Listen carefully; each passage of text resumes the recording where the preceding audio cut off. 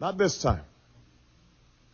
This time we want to talk about how the lines in the emergency room were filled with whites and blacks and Hispanics who do not have health care, who don't have the power on their own to overcome the special interests in Washington, but who can take them on if we do it together. This time, we want to talk about the shuttered mills that once provided a decent life for men and women of every race, and the homes for sale that once belonged to Americans from every religion, every region, every walk of life. This time, we want to talk about the fact that the real problem is not that someone who doesn't look like you might take your job. It's that the corporation you work for will ship it overseas for nothing more than a profit. This time,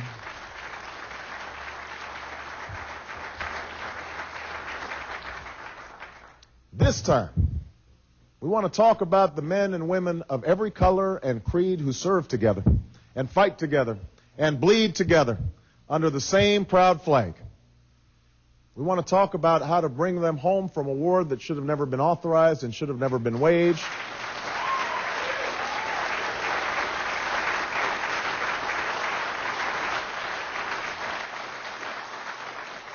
And we want to talk about how we'll show our patriotism by caring for them and their families and giving them the benefits that they have earned.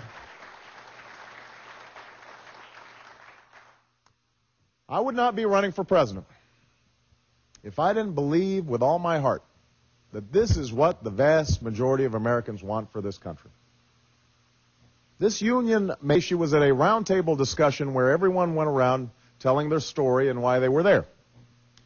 And Ashley said that when she was 9 years old, her mother got cancer. And because she had to miss days of work, she was let go and lost her health care. They had to file for bankruptcy.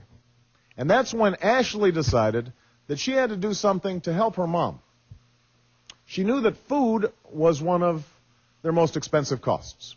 And so Ashley convinced her mother that what she really liked and really wanted to eat more than anything else was mustard and relish sandwiches, because that was the cheapest way to eat. That's the mind of a 9-year-old.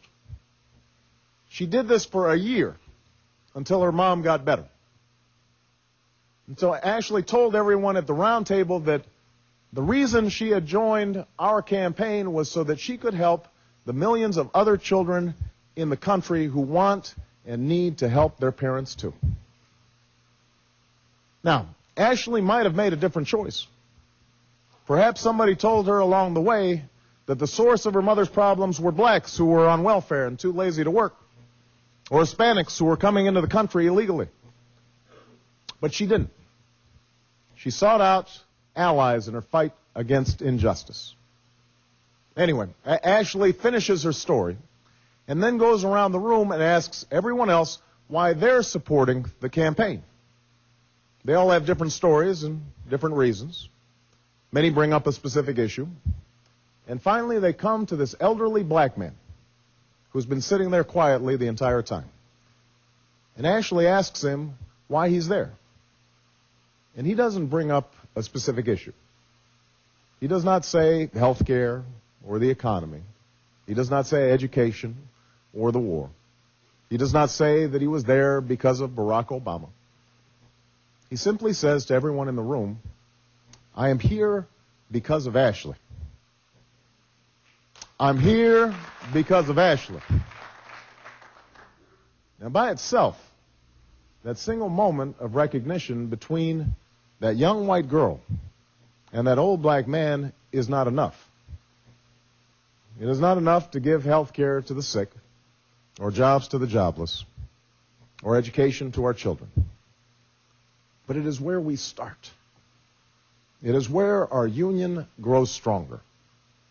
And as so many generations have come to realize over the course of the 221 years since a band of patriots signed that document right here in Philadelphia, that is where perfection begins. Thank you very much, everybody. Thank you. Thank you. Thank you. Thank you.